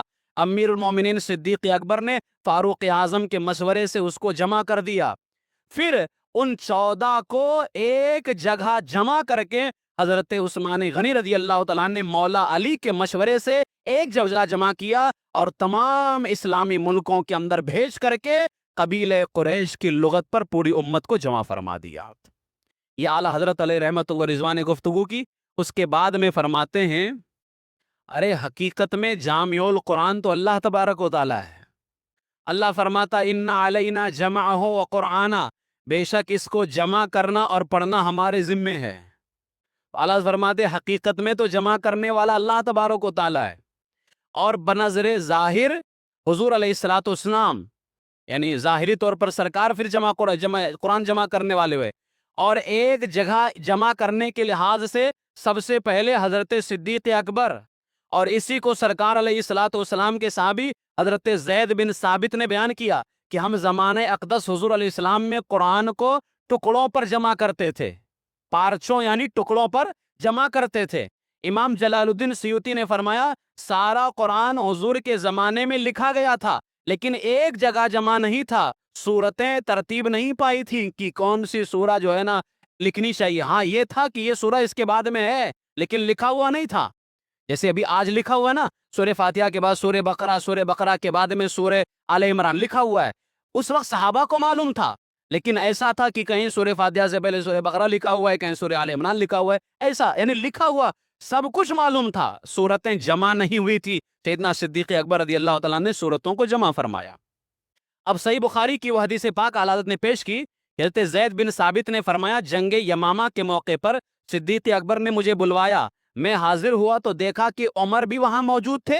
ابو بکر نے فرمایا میرے پاس عمر آئے ہیں اور انہوں نے کہا ہے کہ جنگ یمامہ میں بہت سے قراء صحابہ یعنی قاری صحابہ شہید ہوئے ہیں، مجھے خوف ہے اگر جنگوں میں صحابہ شہید ہوتے رہے قاری صحابہ تو قرآن مجید کا بہت حصہ ختم ہو جائے گا، میری رائے یہ ہے کہ آپ قرآن مجید کو جمع کرنے کا حکم دیجئے۔ تو اس پہلے تو صدیق اکبر نے منع کر دیا کہ جو کام رسول اللہ نے نہیں کیا میں نہیں کر سکتا۔ تو حضرت فاروق اعظم نے پھر سمجھایا کہ رسول اللہ نے نہیں کیا تو کیا ہوا، اچھا کام تو ہے، اچھا کام تو ہے۔ خیر حضرت زید نے فرمایا کہ ابو بکر نے مجھے کہا تم ایک نوجوان عقل مند مرد ہو اور ہم آپ کو کسی معاملے میں تہمت نہیں لگاتے، یعنی آپ پر کوئی الزام بھی نہیں ہے، لہٰذا اور آپ رسول اللہ کے وحی بھی تھے، سب سے زیادہ قرآن سرکار نے جس سے لکھایا وہ حضرت زید بن ثابت رضی اللہ تعالیٰ عنہ تھے۔ تو صدیق اکبر نے انہی سے کہا کہ تم قرآن کو تلاش کرو، جمع کرو۔ حضرت زید بن ثابت کہتے میں نے قرآن مجید کو ڈھونڈا اور اس کو کھجور کی شاخوں، اونٹ کی کھالوں اور جگہ جگہ پتھر کی سلوں اور لوگوں کے سینوں سے جمع کرتا تھا، لوگوں کے سینوں سے جمع کرتا تھا۔ وہ صحیفے حضرت ابو بکر کی وفات تک ان کے پاس رہے، پھر عمر کے پاس رہے، آپ کے بعد میں حضرت سیدہ حفصہ رضی اللہ عنہا کے پاس میں موجود ہے۔ اس طویل یہ بہت لمبی حدیث بخاری کے اندر आला फरमाते इस तवील हदीस का खुलासा वही है कि बाद जंग यमामा फारूक ने सिद्दीक को कुरान जमा करने का मशवरा दिया और सिद्दीक ने जैद बिन साबित को इसका हुक्म दिया कि जो अलग अलग टुकड़ों पर कुरान लिखा हुआ है सब सूरतें एकजा हो करके सिद्दीक के पास आई, फिर उमर के पास में, फिर उम्मुल मोमिनीन हजरत हफ्सा रजी अल्लाह तआला अन्हा के पास में आई। मौला अली इसीलिए फरमाते हैं मसाहिफ में यानी जमा करने में सबसे ज्यादा सवाब अबू बकर का है, अल्लाह अबू बकर पे रहम करे, सबसे पहले कुरान को अबू बकर ने जमा फरमाया है। हजरत मौला कायनात रजी अल्लाह तआला अन्हु से ये हदीस पाक मौजूद है। फिर फरमाते हैं एक हदीस पाक यहाँ पर और भी लिखी हुई है, और यहाँ पर मैं वो हदीस पेश करता हूँ कि सैयदना सिद्दीक अकबर ने तो जमा कर दिया हजरत जैद बिन साबित से कहला करके, अब वो सहीफा था हजरत हुजैफा बिन यमान।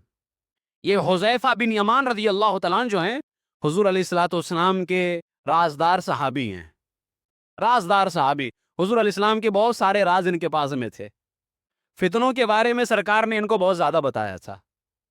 तो हजरत हुजैफा हजरत उस्मान गनी के पास आए एक मर्तबा। कब आए जानते हो? अहले शाम, शाम वाले, इराक वाले और आर्मीनिया और अजरबैजान के साथ जंग हो रही है और वहां पर लश्कर तैयार करना है।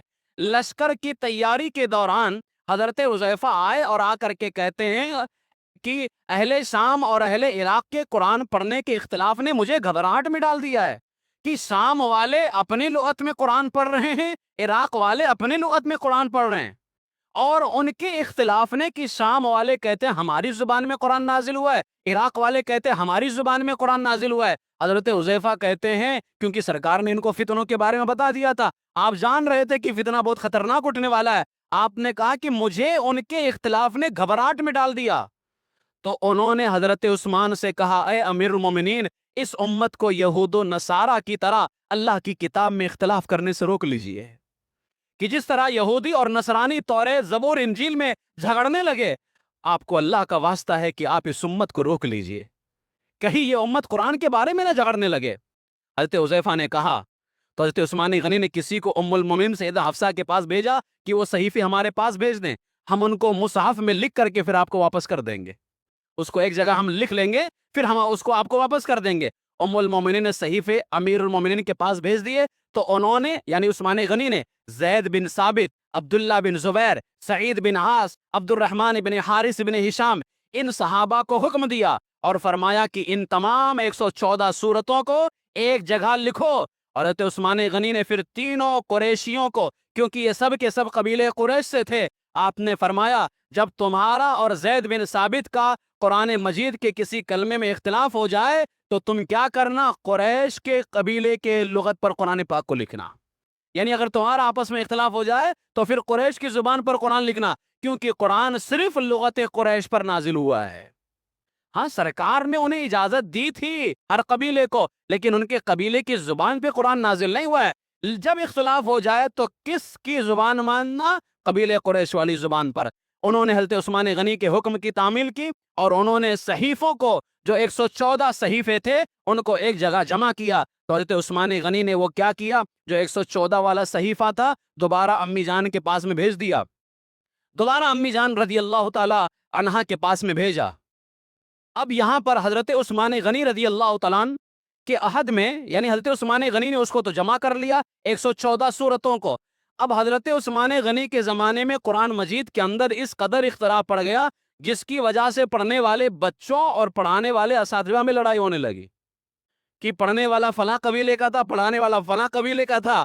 अब पढ़ने वाला कहता मेरे कबीले के उसमें, और पढ़ाने वाला कहता कि मेरी जुबान में कुरान नाजिल हुआ है। हत्ता कि उस्ताद और शागिर्द में लड़ाई हो गई कुरान को लेकर के, सिर्फ लुगत की बुनियाद पर। हज़रत उस्मान को खबर पहुंची तो उन्होंने फरमाया कि तुम मेरे सामने कुरान को झुटलाते, उसमें गलती करते हो, तो जो मुझसे दूर है वो तो और ज्यादा झुटलाएंगे, गलती करेंगे। फिर आपने फरमाया, ए असहाबे मोहम्मद, ए सरकार के सहाबा, जमा हो जाओ और लोगों के लिए एक कुरान लिखो। एक कुरान, कौन सा कुरान हो, जिस कबीले की जुबान में अल्लाह ने नाजिल फरमाया है, एक कुरान लिखो। चुनांचा साहबा ने जमा होकर के कुरान लिखा और फिर उसके बाद में जो है कुरान पाक को जमा किया। तो हज़रत मौलाए कायनात फरमाते हैं, उस्मान के हक में सिवाय कलिमे खैर के कुछ ना कहो। अल्लाह की कसम, कुरान के इस मामले के अंदर बहुत उस्मान ने हमसे मशवरा किया اور ہماری رائے یہ پہنچی کہ قرآن کو ایک قبیلے کی زبان پر، جس قبیلے کی زبان پہ قرآن نازل ہوا ہے، پوری امت کو جمع کر دیا جائے۔ تو مولا علی فرماتے اللہ عثمان پہ رحم کرے، اللہ نے ایک زبان پہ سب کو جمع فرما دیا ہے۔ تو مولا علی فرماتے تھے عثمان کے بارے میں سوائے خیر کے کلمے کے کچھ نہ کہو۔ یہ جو ہے حضرت عثمان غنی رضی اللہ تعالیٰ عنہ نے قرآن پاک کو جو ہے نا اس کے اندر جمع فرمایا۔ اب یہاں پر میں کچھ باتیں چھوڑتے ہوئے امام اہل سنت سے جو دوسرا سوال کیا گیا، ابھی آپ نے دیکھا کہ قرآن کو سرکار نے جمع کیا سورتوں کے حساب سے، آیتوں کے حساب سے، پھر 114 صحیفوں کے حساب سے صدیق اکبر نے جمع کیا۔ تو جامع القرآن پھر سرکار کو کیوں نہیں کہتے؟ جامع القرآن صدیق اکبر کو کیوں نہیں کہتے؟ یہ لقب عثمان کا کیوں ہے؟ سرکار اعلی حضرت سے پوچھا گیا عثمان غنی کو جامع قرآن مجود کس وجہ سے کہتے ہیں؟ یہ سوال تھا۔ اعلی حضرت فرماتے ہیں، اب جواب دیتے ہیں امام اہل سنت اعلی حضرت علیہ الرحمہ کا یہ جواب سن لیجئے۔ اس جواب کے اندر آپ کو ایک بہت اہم بات کا پتہ چلے گا۔ وہ لغت کون سی تھی جو لوگ اور پڑھا کرتے تھے اور آج ہم کون سی پڑھتے ہیں؟ اعلی حضرت سب سے پہلے فرماتے ہیں سنو، قرآن عظیم کا حقیقی جامع اللہ ہے۔ حقیقی جمع کرنے والا کون؟ اللہ تبارک و تعالیٰ۔ قرآن میں اللہ فرماتا ان علینا جمعہ و قرآن، پھر فرماتے ہیں جامع حقیقی کے یعنی اللہ کے مظہر اول و اتم و اکمل حضور صلی اللہ علیہ وسلم ہوئے کہ حضور نے سورتوں کے حساب سے، آیتوں کے حساب سے قرآن کو جمع کیا۔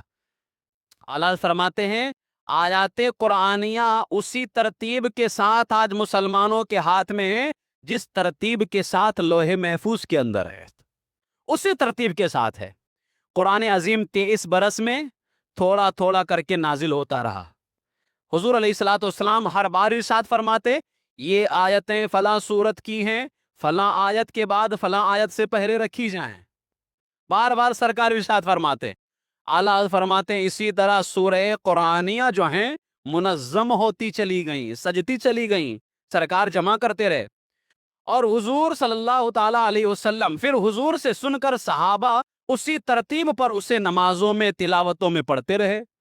صحابہ کرام کیسے پڑھتے تھے ترتیب کے ساتھ، جبکہ ترتیب سے کہیں پر یعنی وہ ہے ترتیب لیکن ایک جگہ جمع نہیں ہے، لیکن صحابہ اسی ترتیب سے پڑھتے تھے جیسے سرکار لکھوایا کرتے تھے۔ قرآن عظیم صرف ایک واحد لغت قریش پر نازل ہوا۔ عرب میں مختلف قبیلے، ان کے لہجے آپس میں الگ الگ تھے۔ علامات مضارع کو قریش مفتوح رکھتے تھے۔ بعض قبیلے الف تا نون، یہ 3 حروف ہے نا، الف تا نون حروف تہجی، ان کو مکسور پڑھتے تھے۔ نون جیسے نعبدو، تو نعبدو کو کچھ قبیلے والے پڑھتے تھے نعبدو، مکسور پڑھتے تھے۔ سرکار نے فرما دیا تھا پڑھ سکتے ہو، معنی میں اختلاف کچھ بھی نہیں تھا۔ نستعین پڑھتے تھے نستعین۔ الف تا اور نون، جہاں جہاں الف تا نون آئے تو کچھ قبیلے والے اس کو زیر پڑھتے تھے، جیسے ہم لوگ نعبدو نستعین کو پڑھتے نا، نعبدو نستعین، یہ قریش کی زبان ہے۔ اور کچھ قبیلے والوں کو سرکار نے اجازت دی تھی کہ تم نعبدو پڑھو، نستعین پڑھو۔ یہ میں بتانا چاہ رہا تھا آپ سے۔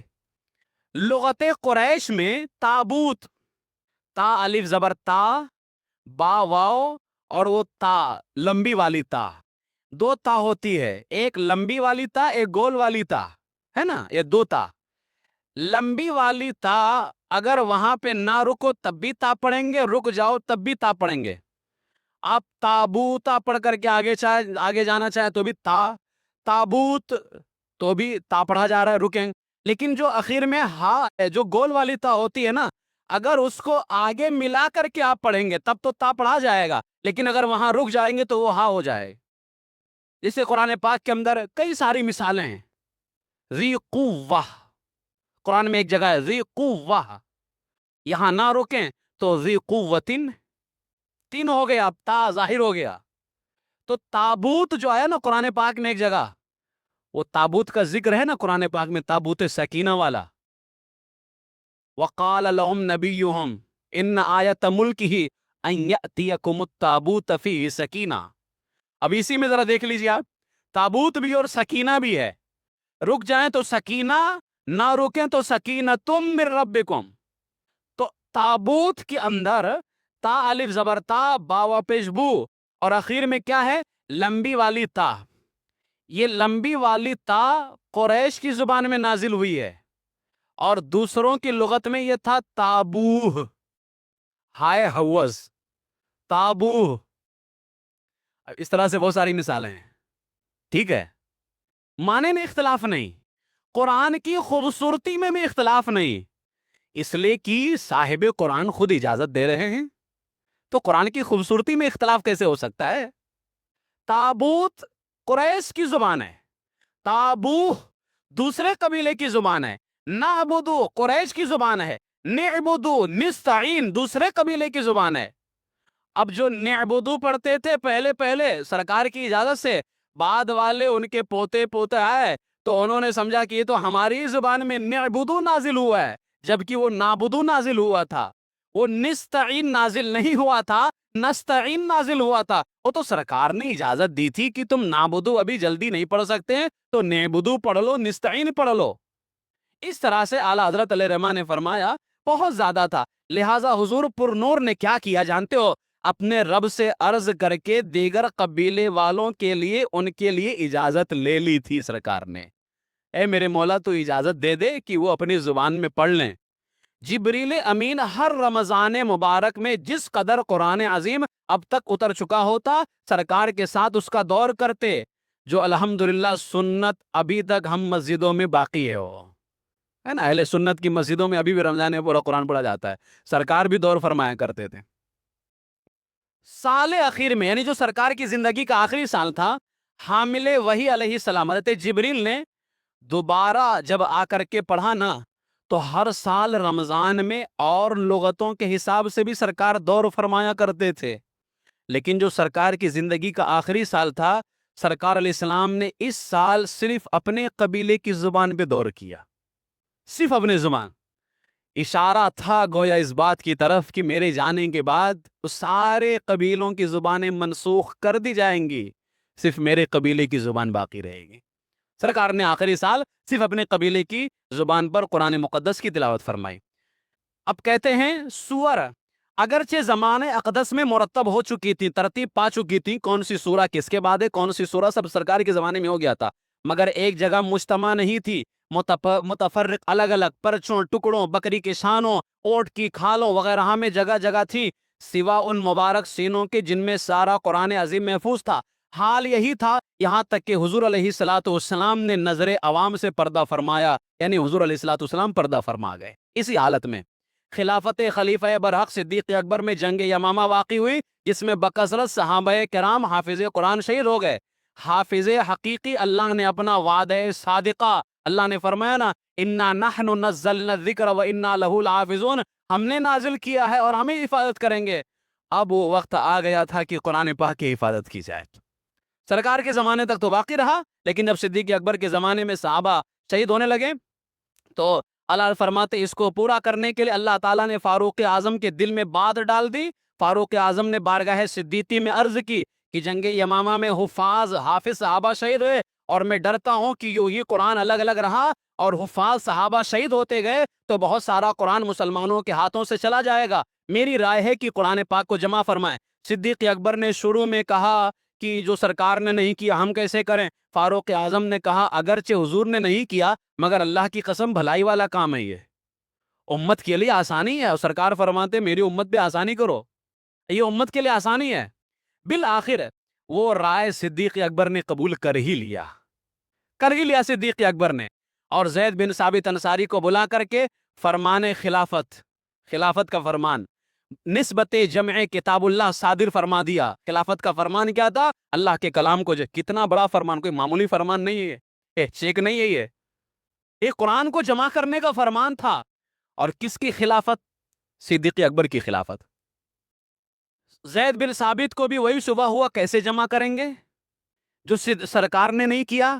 تو صدیق اکبر نے ان کو وہی جواب دیا جو فاروق اعظم نے صدیق اکبر سے فرمایا تھا کہ زید بن ثابت کیا ہوا، اچھا کام ہے. اعلیٰ حضرت علیہ رحمت و رضوان فرماتے ہیں یہاں تک تو یہ بات ثابت ہو گئی کہ وہابیوں کا جو آدھا دین ہے وہ سارا کا سارا گر گیا، کہ وہابی بات بات میں کہتے ہیں سرکار کے زمانے میں نہیں تھا، سرکار نے کیا کیا؟ تو اب بتاؤ سرکار نے قرآن جمع کیا کیا؟ تو تم جاؤ ان ہڈیوں کو تلاش کرو جن میں سرکار نے لکھوایا تھا، اونٹوں کی کھال تلاش کرو جہاں سرکار نے لکھوایا تھا، اس میں بالکل نہ پڑھنا، کیونکہ یہ سرکار کے زمانے میں ہوا ہی نہیں تھا، اس میں بالکل نہ پڑھنا۔ اعلیٰ فرماتے اتنی بات سے تو جو ہے وہابیت کا دار و مدار جس پر تھا وہ سب ختم ہو گیا، ڈھا گیا۔ والحمدللہ سور قرآنیہ یعنی قرآن کی صورتیں اگرچہ الگ الگ مواقع سے ایک مجموعہ میں مجتمع ہو گئی تھی، یعنی قرآن کی صورتیں الگ الگ جگہوں پر تھی، اور وہ مجموعہ صدیق اکبر پھر فاروق اعظم پھر ام المومنین کے پاس میں تھا۔ اب آخری گفتگو یہ ہے کہ وہ صورتیں تو امی جان کے پاس میں تھی، 114 جگہوں پر 114 صورتیں، 3 کام باقی تھے، وہ 3 کام عثمان غنی نے کیا، اسی لیے ان کو جامع القرآن کہتے ہیں۔ وہ 3 کام بہت اہم تھے۔ پہلا کام تھا ان تمام صحیفوں کو جو صدیق اکبر نے بنایا تھا ایک جگہ جمع کرنا۔ یہ کس نے کیا؟ حضرت عثمان غنی رضی اللہ تعالیٰ۔ دوسرا کام، وہ جو حضرت عثمان غنی نے جمع کیا تھا تو کیا صرف مدینے میں رہے گا تو پوری دنیا میں پہنچ جائے گا؟ حضرت عثمان غنی نے کیا کیا؟ اس کے 7 نسخے تیار کروائے، 7 اسلامی بڑے بڑے ملکوں کے اندر اس نسخے کو بھیجا، آپ نے اس کو بھیجا۔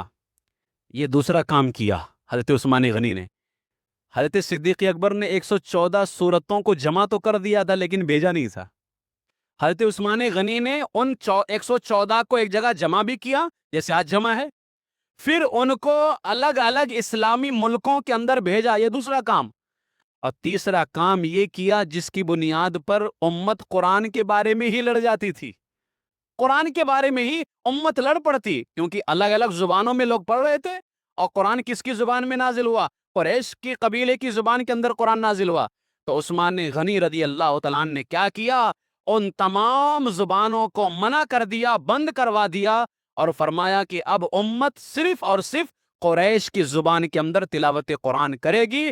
حضرت سرکار امام اہل سنت اعلیٰ فرماتے ہیں یہ تینوں کام اللہ نے اپنے تیسرے بندے امیر المومنین جامع القرآن ذی النورین عثمان سے لیا، اور قرآن عظیم کا جمع کرنا جو اللہ نے کہا کہ میں حفاظت کروں گا، میں جمع کروں گا، یہ جمع کرنا قرآن کا اسی جناب سے پورا ہوا ہے، اس لیے اس جناب کو جامع القرآن کہتے ہیں۔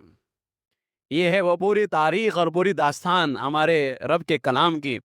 پھر اس وقت جو ہے چمڑوں پر لکھا گیا پورا ایک جگہ، جیسے جیسے آگے پرنٹنگ اور معاملات آگے بڑھتے رہے اور دنیا آگے بڑھتی رہی، پھر آج ہمارے سامنے رکھا ہوا ہے۔ یہ ایسے ہی نہیں لکھا گیا تھا، یہ یہاں وہاں تختینوں پر پتھروں پر ایسے لکھا گیا تھا۔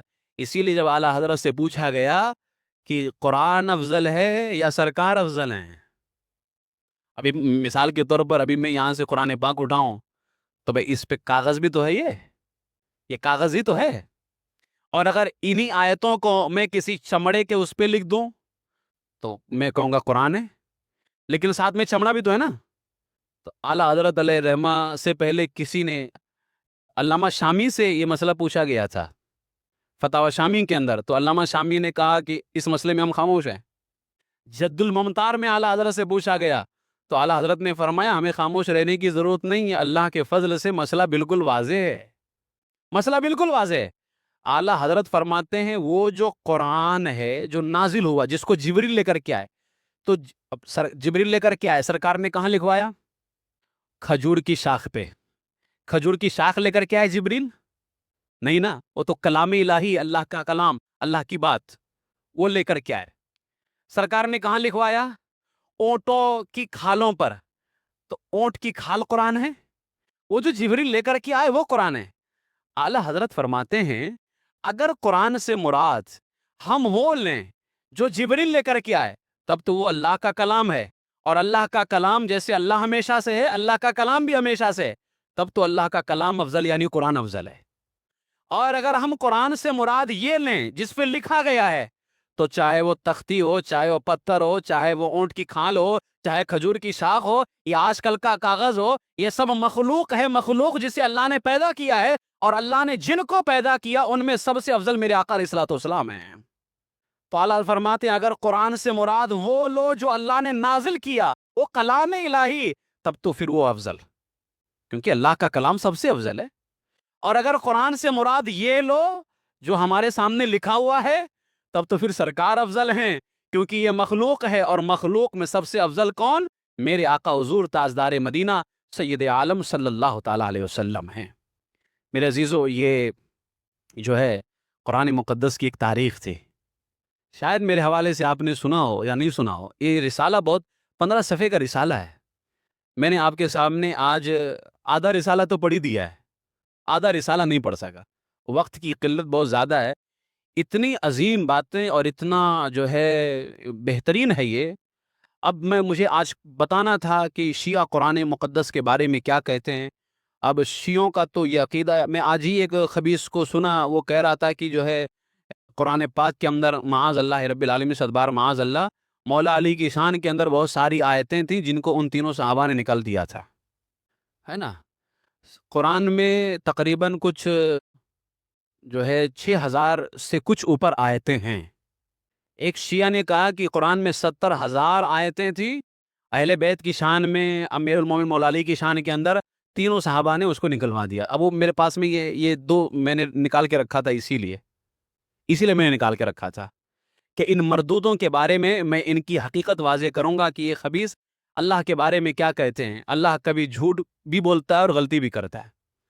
یہ ان کی کتاب ہے اصول کافی، جلد 1 صفحہ 328 پر۔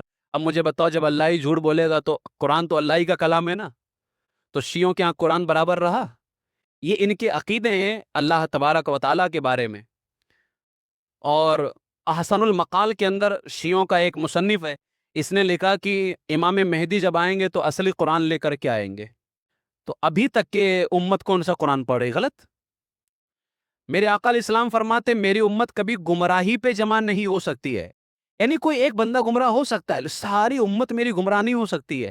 جیسے مجھ سے پہلے نبیوں کی امتیں گمراہ ہو گئیں، بتایا جب سرکار کی امت ایک گمراہی پہ جمع نہیں ہو سکتی تو غلط قرآن پہ جمع ہو جائے گی؟ کیا دماغ ہے کہ بھوسا بھرا ہوا ہے؟ سرکار کی امت ایک گمراہی پہ جمع نہیں ہو سکتی تو غلط قرآن پہ جمع ہو جائے گی؟ اچھا، شیعوں میں 1 2 3 ہیں جن کو تھوڑی سی عقل مل گئی تھی، انہوں نے کہا کہ جنہوں نے ہمارے مذہب سے کہا کہ قرآن کے اندر گھٹایا بڑھایا گیا ہے، انہوں نے جھوٹ بولا ہے۔ اور انہوں نے جانتے کیا دلیل دی؟ کہتے ہیں کہ مولا علی نے قرآن کو جمع کیا تھا، صدیق اکبر نے قبول نہیں کیا مولا علی کا قرآن، اور پھر عثمان غنی نے بھی قبول نہیں کیا، انہوں نے قرآن کو غلط لکھا ہے۔ تو جن شیعہ کے علماء نے یہ کہا کہ یہ جھوٹ بولتے ہیں ہمارے مذہب کے شیعہ، قرآن میں کچھ گھٹایا بڑھایا نہیں کیا ہے، انہوں نے دلیل یہ دی کہ اگر تم کہتے ہو کہ ان تینوں نے قرآن کو قبول نہیں کیا تھا، مولا علی نے جمع کیا تھا، تو مولا علی کو جب خلیفہ بنے تو اپنا والا قرآن پڑھنا چاہیے تھا، عثمان والا قرآن کیوں پڑھتے رہے ہو؟ مولا علی کو اپنا والا قرآن کیوں نہیں پڑھنا چاہیے تھا؟ حضرت مولا علی وہی قرآن پڑھتے رہے، حضرت امام حسن وہی قرآن پڑھتے رہے، میرے امام نیزے پہ چڑھ کر کے وہی قرآن پڑھتے رہے جو عثمان نے جمع کیا تھا۔ تو وہ شیعہ کے 2 3 ہیں جن کا ذکر اعلیٰ حضرت نے بھی کیا ہے فتاوی زویہ شریف کے اندر، وہ بہت ساری باتیں تھیں اس کے اندر۔ تو انہوں نے کہا، اس بات کو پکڑ لیا انہوں نے، کتنی بیوقوفی کی بات ہے کہ اگر مولا علی نے قرآن کو جمع کیا تھا تو مولا علی خلیفہ تو بنے نا عثمان کے جانے کے بعد، بھائی اب کسی کا ڈر کیا؟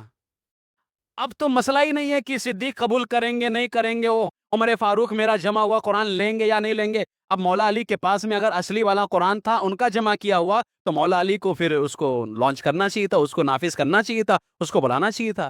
لیکن میرے آقا مولا کائنات مولا علی مشکل کشا شیر خدا کرم اللہ تعالی وجہ الکریم، اس عظیم ذات کا نام ہے جنہوں نے عثمان غنی کے بارے میں فرمایا عثمان کے بارے میں سوائے بھلائی کے کوئی بات نہ کرو۔ اللہ تبارک و تعالیٰ نے عثمان سے وہ کام لیا ہے کہ عثمان نے امت کو جھگڑنے سے، امت کے اندر فتنہ پڑنے سے محفوظ کر لیا، اور پوری امت کو عثمان نے ایک زبان پر جمع کر دیا ہے، ایک زبان پہ جمع ہوا۔ مولا علی جانتے تھے کہ عثمان نے جو جمع کیا ہے یہ صحیح جمع کیا ہے، لیکن یہ مردود ہے۔ اس طرح سے یہ میرے پاس ایک کتاب ہے شیعہ فرقہ، ان کی پہچان اور ان کے عقائد۔ ہمارے احباب میں سے ہمارے مقتدیوں میں سے ایک جن ہیں، انہوں نے میرے پاس ایک دن ایک ویڈیو بھیجی تھی. وہ حیدرآباد کا ایک بندہ ہے، اور اس سے پوچھا گیا کہ شیعہ سنی ایک ہیں؟ اس نے کہا سارے مسلمان ایک ہیں. معاذ اللہ، صدبار معاذ اللہ رب العالمین. میں آپ کو اگر صرف اللہ کے بارے میں ان خبیثوں کا جو عقیدہ ہے کہ اللہ تعالیٰ کبھی کبھی جھوٹ بولتا ہے، کیا معاذ اللہ آپ یقین کر سکتے ہیں ایسا شخص مسلمان ہوگا؟ ان کی کتابوں کا حوالہ موجود ہے، ان کی کتابوں کا حوالہ موجود ہے باقاعدہ. اور تذکرۃ الائمہ میں ملا باقر مجلسی نے لکھا کہ اللہ نے جبریل کو قرآن دے کر کے علی کے پاس بھیجا تھا، غلطی سے محمد کے پاس چلے گئے ہو. یہ میں رکھا ہوں، آپ دیکھ سکتے ہیں. اصل کتاب بھی فقیر آپ کو دکھائے گا. میرے عزیزو، ہم فتنے کی بات نہیں کرتے ہیں، یہ درد ہے، یقین جانیے یہ درد ہے، ورنہ آرام کرنے کی ہمیں بھی ضرورت ہے. لوگ ہم کو کہتے ہیں فتنہ پھیلانے والا. جو بندہ اس طرح کی باتیں لکھیں، اور معاذ اللہ یہاں تک کہ یہ وسیلہ انبیاء جلد 2 صفحہ 109 پر مطبوعہ جعفریہ سے چھپا ہوا یہ ہے، حضرت علی قرآن سے افضل ہے معاذ اللہ رب العالمین. یہ آپ کو دیا جا رہا ہے. ہم آپ سے کہتے ہیں عقیدہ اہل سنت، جو بندہ آپ کو غلط دے رہا ہے آپ کے نزدیک وہ صحیح ہو گیا، جو بندہ آپ کو صحیح دے اور قرآن کا اہل سنت کا عقیدہ بتائے وہ آپ کے نزدیک غلط ہوتا ہے، وہ آپ کے نزدیک فتنہ پھیلانے والا ہوتا ہے. یہ معاذ اللہ رب العالمین انہوں نے اس طرح سے جو ہے گستاخی کی ہے. وہ ساری باتیں ہیں انشاءاللہ تعالی پھر کبھی اس عنوان پر شیعہ سنی ایک کیسے، شیعہ سنی ایک کیسے، انشاءاللہ تعالی اس پر ہم پوری گفتگو کریں گے اور ان کے گندے عقیدوں کو کھول کر کے رکھیں گے. اصل میں جو ہے جگہ بھی تھوڑا مختصر ہم لوگوں کے پاس رہتی ہے، ورنہ ارادہ یہ ہے کہ ان کی کتابیں، اب یہ کتابیں جو ہے نا ہم وہاں سے نکال کر کے اب نیٹ سے کتنا نکالے گا آدمی، اب پوری کتاب تو پرنٹ ہم کرا نہیں سکتے ہیں، اور پرنٹ کرائیں گے بھی تو ایک صفحے کا اسکرین شاٹ لے کر کے نکلواتے ہیں. ارادہ یہ ہے کہ ان کی کتابیں منگوا کر کے باقاعدہ اور اس کو انڈر لائن کر کے پھر آپ کے سامنے دکھا کر کے بولا جائے کہ دیکھ لو. بس میرے عزیزو اتنی ہی گزارش کروں گا، اہل سنت و جماعت کا دامن کبھی مت چھوڑنا، کبھی مت چھوڑنا اہل سنت و جماعت کا دامن. اللہ نے ہم پر اتنا بڑا احسان فرمایا، یقین جانیں ہمارے ہاتھ پاؤں سلامت ہیں، اس سے زیادہ ہمارے لیے اہم ہے کہ ہم اہل سنت میں ہیں، ہم اہل سنت میں ہیں. ہماری آنکھوں میں روشنی باقی ہے، یہ بھی اللہ کا کرم، لیکن اس سے زیادہ اس مولا کا کرم یہ ہے کہ ہم اہل سنت کے اندر ہیں. اس لیے اہل سنت پہ ہمیشہ قائم رہیے، ایسے تمام فتنوں سے اپنے آپ کو بچائیں. مولا کائنات رضی اللہ تعالیٰ عنہ سے بے پناہ محبت کیجیے، بے پناہ محبت کیجیے. ان سے محبت نہ کرنا یہ جہنمیت ہے، ان سے محبت کرنا ہی سنیت ہے، ان سے محبت کرنا سنیت ہے. اس لیے یہ قرآن مقدس کی ایک مختصر تاریخ میں نے آپ کے سامنے پیش کی. اللہ تعالیٰ اس خدمت کو قبول فرمائے. اور یہ رب کا کلام ہے، ہم نے اس کے کلام کی بات کی ہے، اور کیسے جمع کیا گیا، کیسے لکھا گیا، ایک پوری تاریخ آپ کے سامنے پیش کرنے کی کوشش کی ہے. اللہ تعالیٰ اپنے اس کلام کی برکت سے آپ کی بھی مغفرت فرمائے اور مجھ گنہگار کی بھی مغفرت فرمائے. اہل سنت و جماعت مذہب حق مسلک اعلیٰ حضرت پر اللہ تعالیٰ ہم سب کو قائم رکھے، اور اسی پر اللہ تبارک و تعالیٰ ہمارا خاتمہ نصیب فرمائے. وآخر دعوایا ان الحمد